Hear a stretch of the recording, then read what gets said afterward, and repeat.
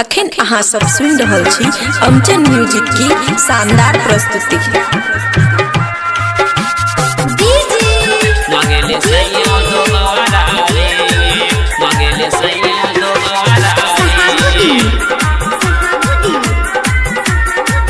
खुशी recording studio बलुआहा।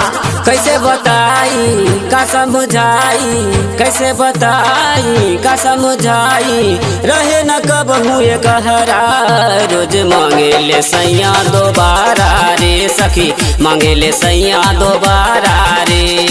कैसे बताई का समझाई, कैसे बताई का समझाई, रहे न कब हुए कहरा, रोज मांगे ले सैया दोबारा रे सखी, मांगे ले सैया दोबारा रे, मांगे ले सैया दोबारा रे, मांगे ले सैया दोबारा रे।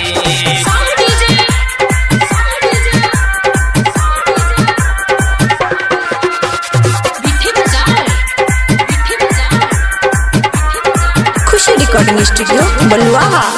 कबो नीचे कबो ऊपर चढ़ा के कर ले बड़ी तंग हो, कर ले बड़ी तंग हो। कबो नीचे कबो ऊपर चढ़ा के कर ले बड़ी तंग हो। कैसन बारे हमर सजनमा बरे नहीं कर मन हो।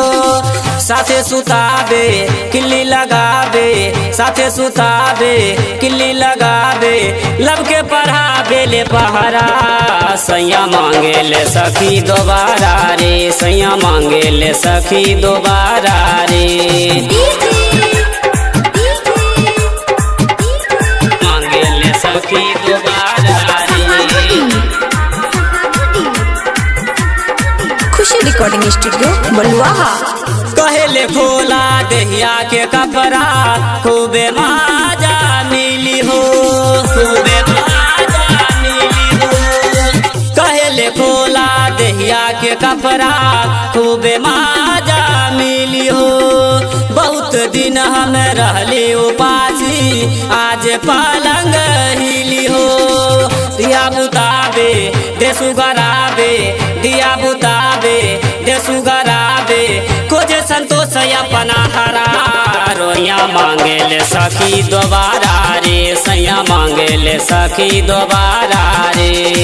कैसे बताई का समझाई, कैसे बताई का समझाई, रहे न कब हुए कहरा, सैया मांगे ले सखी दोबारा रे, सैया मांगे ले सखी दोबारा रे, सैया मांगे ले सखी दोबारा रे, सैया मांगे ले सखी दोबारा रे। खुशी रिकॉर्डिंग स्टूडियो बलुआहा।